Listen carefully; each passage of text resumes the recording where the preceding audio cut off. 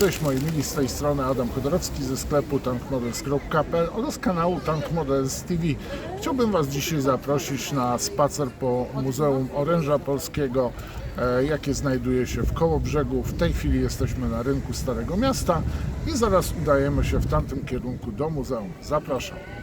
Jeżeli jest to kolejny film, jaki oglądasz na moim kanale, podoba Ci się on, chcesz, żeby się rozwijał, a nie jesteś subskrybentem, zapraszam do subskrypcji. Wystarczy, że klikniesz w subskrybuj, następnie w dzwonek, otrzymasz powiadomienia i oglądaj kolejne filmy. Dziękuję Ci.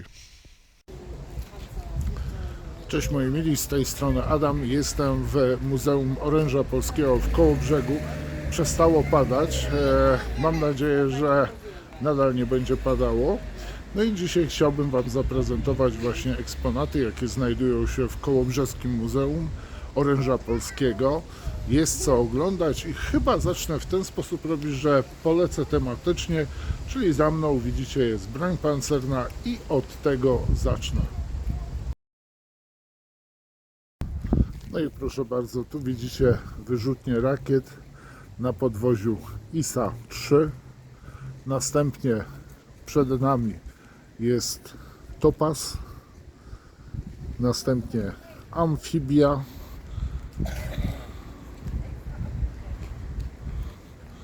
PTS, dokładnie wersja M.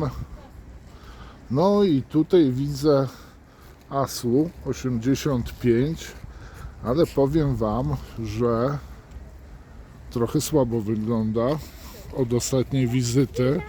No było to jakieś 3 lata. Była ładnie odmalowana. A tu obok znajduje się ISU 155. Widzę, że też nieźle wyblakł. No i trochę chwycił, niekoniecznie może rdzy, ale powiem Wam, widać farbę podkładową. I jest to polskie ISU o numerze bocznym 341, a obok, tak samo ostatnio jak widziałem, był odmalowany i chyba jest w lepszym nawet stanie aniżeli ISU 152. Widzimy ISU 122, ale widzę, że chyba też będzie odmalowywany. Numer boczny 710. No i tutaj chyba jeden z unikalnych zaczyna być, jeżeli chodzi o zbiory muzealne. Mamy Su-76. No też widzę, już wymaga odrestaurowania, odmalowania na pewno. No są to pojazdy, które zaczynają być rzadkością w wielu muzeach. O, właśnie tu pokażę Wam z drugiej strony. ISU 122 i postaram się wejść na tą kładkę. Nie wejdę na kładkę, bo jest zakaz wstępu.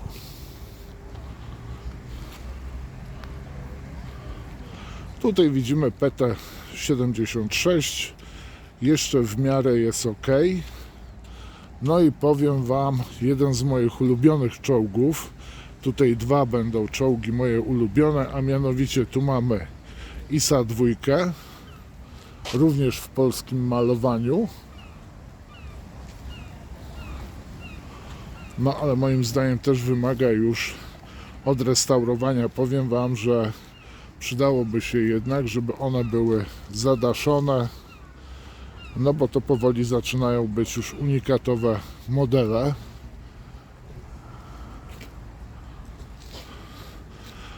Wszystko na bazie ISów. Jak widzieliśmy właśnie ISU 122 i ISU 152 są to właśnie wozy zbudowane na bazie ISA-2. No i posłuchajcie, tutaj już jest naprawdę unikat. Jest to jeden z wczesnych T-34 z armatą 76 mm. Jak widzicie, na samą wieżę jest to jedna z wczesnych wież, ale tutaj widzę koła tak zwane, powiedzmy, spidery. Mogę się mylić. Ja czytałem, że to są właśnie spidery, czyli nie są pełne koła, ale koła, które posiadają otwory. No i tutaj powiem Wam, ja bym pilnował tego eksponatu niesamowicie. Jest też jarzmo na antenę, a swego czasu, jak czytałem, to często czołgi były niszczone. W pierwszej kolejności czołgi, które posiadały antenę, ponieważ mieli znajdować się w nich dowódcy. Następnie Rosjanie zaczęli montować jarzma antenowe, łącznie nawet z samą anteną. Oczywiście czołgi te nie posiadały żadnej radiostacji wewnątrz, ale Niemcy mieli już utrudnione rozpoznanie, który czołg jest czołgiem dowodzenia. Bardzo ciekawie. Właśnie tutaj kilka detali z samej wieży. No i widzę, że pod słońce będzie ciężko. Tu mamy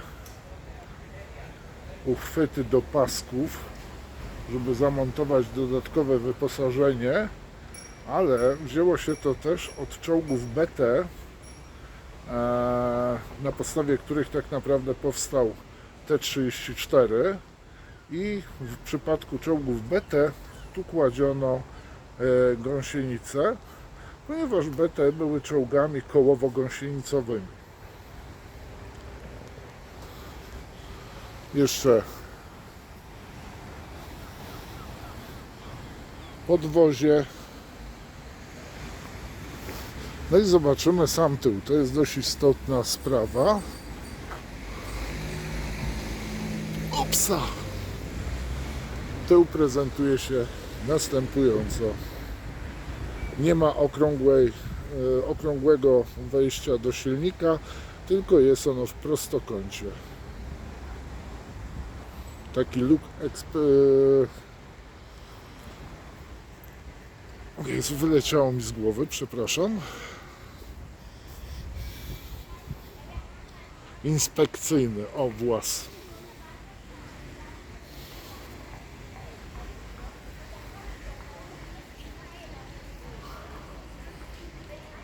No i teraz przejdziemy do tamtego pojazdu w oddali.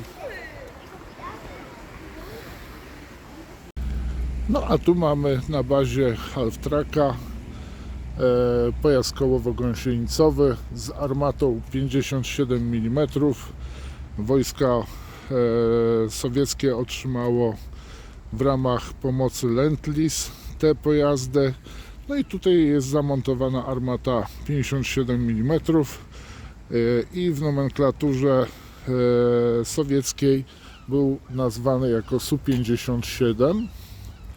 No widzimy, że jest to produkcja amerykańska, Halftrack, i zdaje się, że ten pojazd był jako jeden z eksponatów w warszawskim Muzeum Wojska Polskiego. Niestety jest dość dobrze osłonięty łańcuchem i nie za bardzo mogę wejść dalej na teren. No i jest zaplandekowany ze względu na pogodę.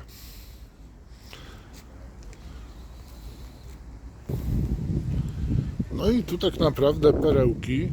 Są to dwa transportery kołowo-gąsienicowe SDKFZ 251 AUSW-C. Jeden widzimy, że jest to wóz łączności. Z boku ma teleskopową antenę zamontowaną. Ten jest o własnej nazwie Rosji. I proszę zwrócić uwagę na burty. Tutaj mamy płaskie burty, a tu mamy burty skośne z zasobnikami już widocznymi. I takie SDKFZ-y w Kołobrzegu są dwa. Tutaj będzie jedna ciekawostka, bo to są oryginalne, przynajmniej w 99% pojazdy zostały odzyskane i będzie widoczne oryginalne malowanie. Rekonstruktorzy chyba zostawili właśnie nienaruszone drzwi. O, właśnie tutaj widać, że pojazd był malowany jednobarwnie, ale jak się dobrze przyjrzymy, od spodu widzimy ciemno-szare malowanie, na to nałożone jest Dunkelgelb, tak, nie, przepraszam, no szaro-piaskowy w każdym razie. No i autentycznie tu mamy krzyż oryginalny i widzimy właśnie dwa kolory, szary, niebieski i na to jest ten piaskowy. No i oryginalna 7. Czy to był ten numer? Nie wiadomo. A następnie mamy już późnowojenne, trójbarwny kamuflaż.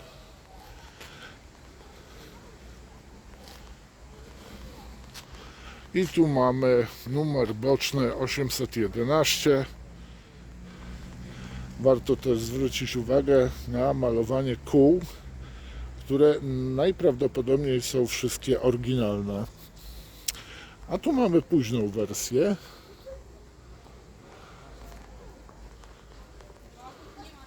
I tu już jest inne malowanie. No i tu mamy, musiałem na chwilę przerwać nagrywanie. Tak prezentuje się wersja najprawdopodobniej łącznościowa, ze względu na tą rozwijaną antenę zamontowaną na lewej burcie transportera. I teraz sobie zerkniemy, czy jest jakaś różnica w podwoziach. Nie, jest podwozie, widzę, że jest to samo, nie widzę jakiejś, chociaż nie, chyba koło napinające tylne troszeczkę się różni, ale chyba minimalnie.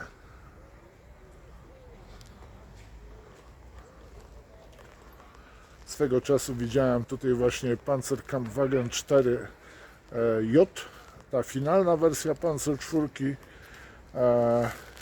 z siatkowymi Schützenami, która chyba obecnie znajduje się w Kłaninie.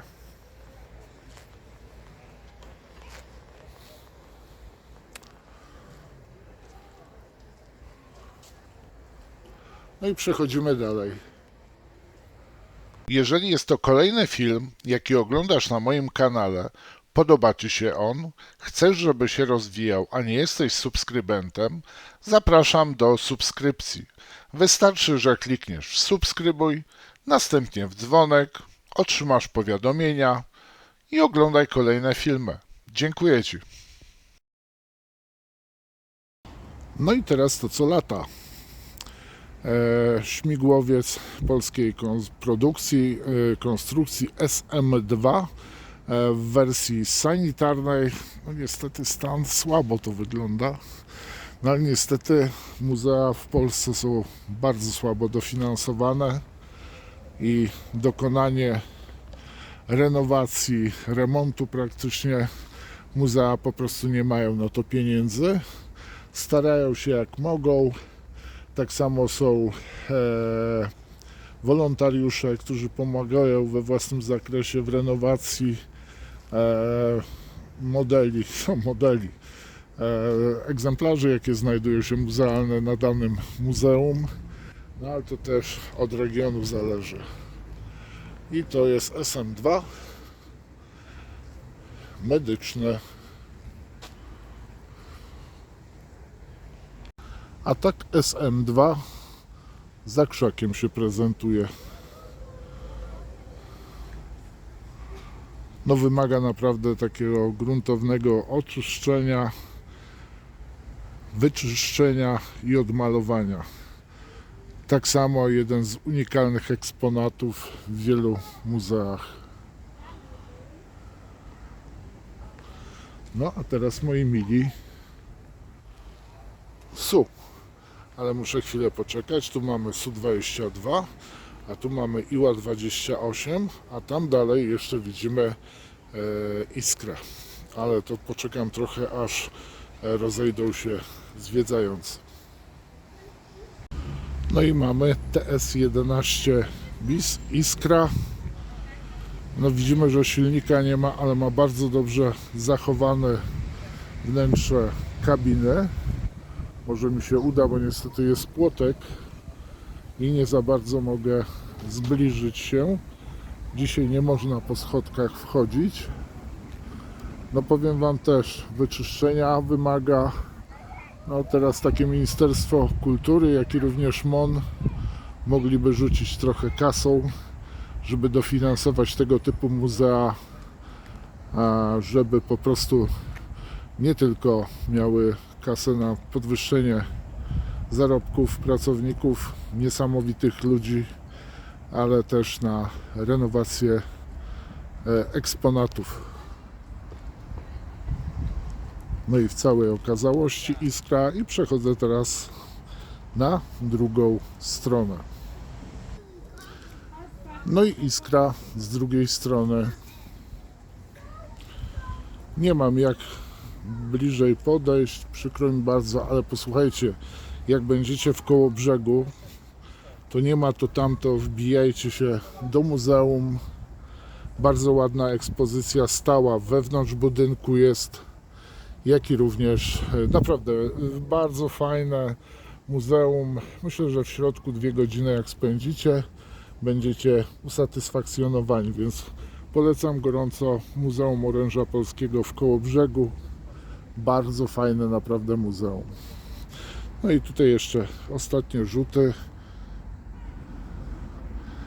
Podwozie.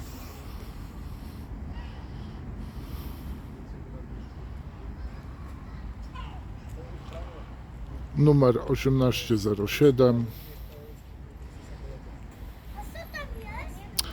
No i teraz przechodzę, chociaż częściowo pokazać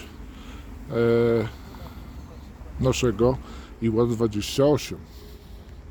Jeżeli jest to kolejny film, jaki oglądasz na moim kanale, podoba Ci się on, chcesz, żeby się rozwijał, a nie jesteś subskrybentem, zapraszam do subskrypcji. Wystarczy, że klikniesz w subskrybuj, następnie w dzwonek, otrzymasz powiadomienia i oglądaj kolejne filmy. Dziękuję Ci. No i teraz stoję przed Iłem-28 w polskich barwach. Bardzo ciekawy samolot, też unikalny już egzemplarz w muzeach. Wymaga bardzo gruntownej, powiedziałbym, remontu, odrestaurowania. Niesamowicie ciekawa konstrukcja. Samolot szturmowy, bombowy i z silnikami odrzutowymi. Co teraz widzicie? Powiem Wam, że czasami jak patrzę właśnie na eksponaty muzealne, to no, powiem Wam, żal, wiecie, co ściska. No ale wielokrotnie mówię, muzealnictwo w Polsce jest słabo dofinansowane. No i dyrekcje robią co mogą, ale niestety nie zawsze to się udaje. Z tyłu widzimy miejsce tylnego strzelca. Może mi się uda przybliżyć. Tutaj widzimy z 2 działkami. Bardzo ciekawa konstrukcja. Wielu starszych modelarzy sklejało ten model z niemieckiej firmy Plastic Art. Nie, jak to było? W każdym razie ja przynajmniej 2 takie samoloty skleiłem. No i oglądamy z drugiej strony. Muszę niestety troszeczkę przejść. Tutaj sam dziób Iła.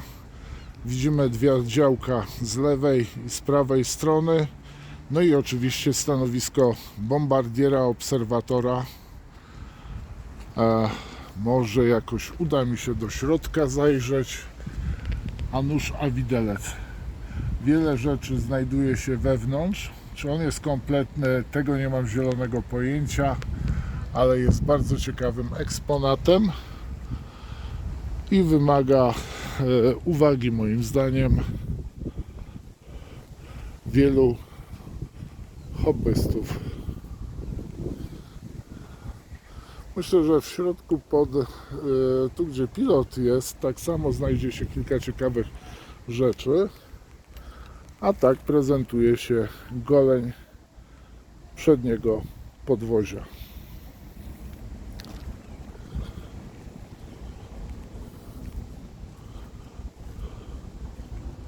No i tutaj fani weatheringu mogą poszaleć, ale ten model nie był przynajmniej od 20 lat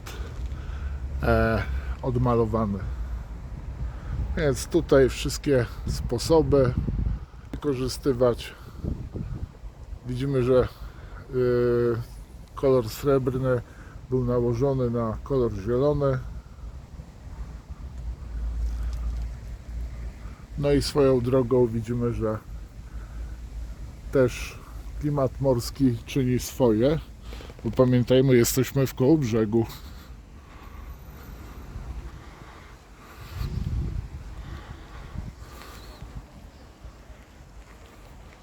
Myślę, że wiele osób będzie też zainteresowana kołem.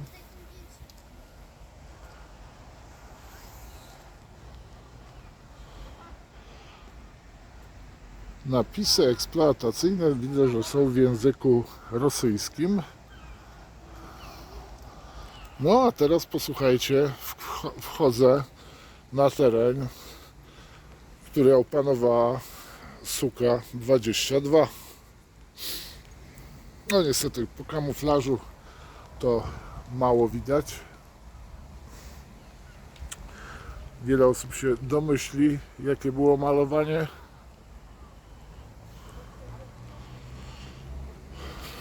Napisy eksploatacyjne. No właśnie, tu trzeba powiedzieć, że to samolot o zmiennej geometrii skrzydeł. W tej chwili są one złożone, ale mogły być rozłożone, co widać po srebrnym kolorze na płacie. Widzimy pylony do montowania zbiorników zapasowych z paliwem, czy też uzbrojenia. No on jest dość mocno tutaj, tych pylonów ma. Widzimy tak samo, bo to jest samolot szturmowo-bombowy. No i tutaj widzimy też sporo podwieszonego, znaczy widzimy wyrzutnie rakiet.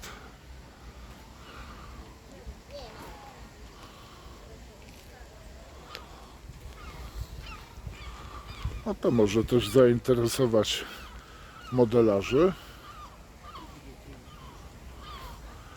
Napisy eksploatacyjne, opisy w języku polskim oczywiście.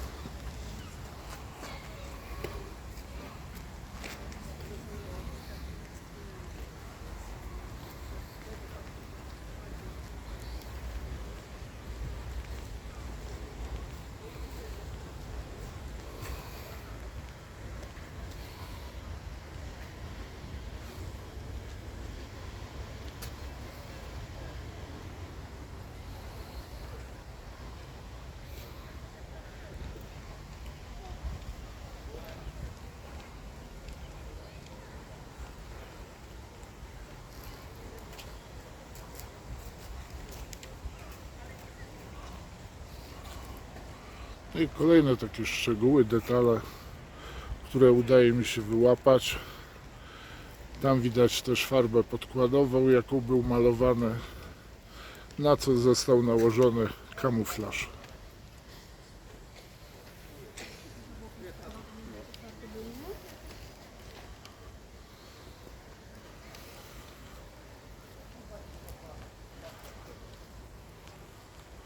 Wiecie co, jest jeszcze artyleria, Ale to już Wam tylko pokażę, że jest też wyrzutnia rakiet przeciwlotniczych.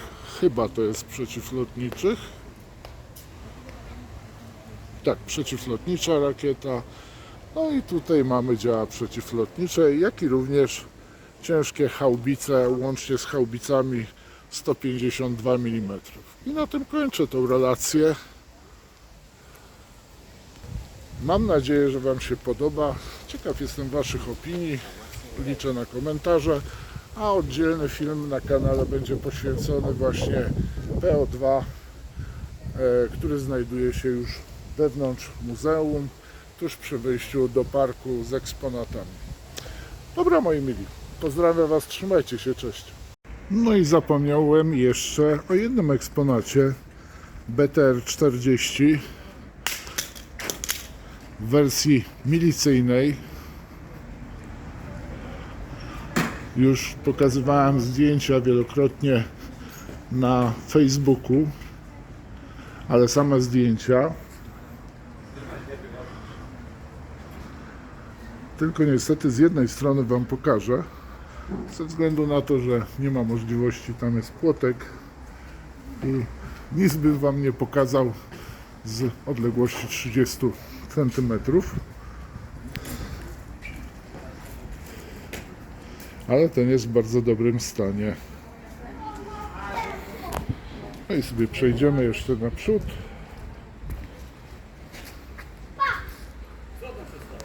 No i to wszystko. Jeżeli jest to kolejny film, jaki oglądasz na moim kanale, podoba Ci się on, chcesz, żeby się rozwijał, a nie jesteś subskrybentem, zapraszam do subskrypcji. Wystarczy, że klikniesz w subskrybuj, następnie w dzwonek, otrzymasz powiadomienia i oglądaj kolejne filmy. Dziękuję Ci. No i znajduję się przed Muzeum Oręża Polskiego. W Kołobrzegu na wprost widzimy wejście do sal, a tutaj po lewej stronie jest park z eksponatami już takimi większymi, typu pojazdy, samoloty, artyleria. Naprawdę gorąco polecanie. Jest co oglądać. Tu mamy zresztą zabytkową zabudowę też. No i co? Zapraszam Was do muzeum.